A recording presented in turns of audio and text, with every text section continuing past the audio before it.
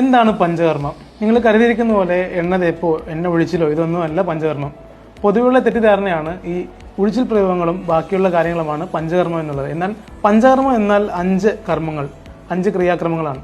വമനം, Basti, വിരേകം, ആസ്ഥാപനം and നസ്യം. ഈ 5 കാര്യങ്ങളാണ് പഞ്ചകർമ്മം എന്നറിയപ്പെടുന്നത്. വമനം എന്നാൽ ഛർദ്ദിപ്പിക്കൽ, വിരേചനം എന്നാൽ വയറിളക്കൽ, നസ്യം എന്നാൽ നേസൽ അറൈൻസ്, മൂക്കിൽ മരുന്നൊഴിച്ച് ശിരോദോഷങ്ങളെ പുറന്തള്ളുന്ന പ്രക്രിയ.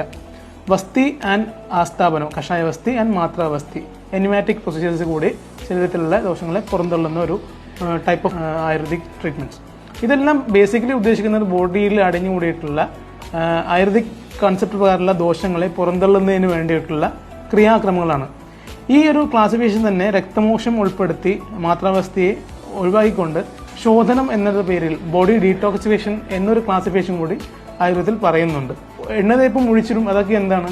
അത് ഇതിന്റെ പൂർവ്വകർമ്മങ്ങളോ പശ്ചാത്കർമ്മങ്ങളോ ആണ്. അതായത് ഈ പഞ്ചകർമ്മങ്ങൾക്ക് വേണ്ടിയുള്ള പ്രിപ്പറേറ്ററി പ്രൊസീജിയേഴ്സ്, ഇതിനെ തയ്യാറാക്കുന്നതിന് വേണ്ടിയുള്ള പ്രൊസീജിയേഴ്സ് ആണ് ഈ സ്റ്റീം ബാത്തും അതുപോലെ തന്നെ എണ്ണതേപ്പും വിയർപ്പിക്കുന്ന പ്രക്രിയയൊക്കെ ഇതിന്റെ പൂർവ്വകർമ്മങ്ങളോ പോസ്റ്റ് കർമ്മങ്ങളോ ഇതിന് ശേഷം ചെയ്യേണ്ടതായിട്ടുള്ള കർമ്മങ്ങളാണ് ഈ എണ്ണതേപ്പും ബാക്കിയുള്ള കാര്യങ്ങളെല്ലാം.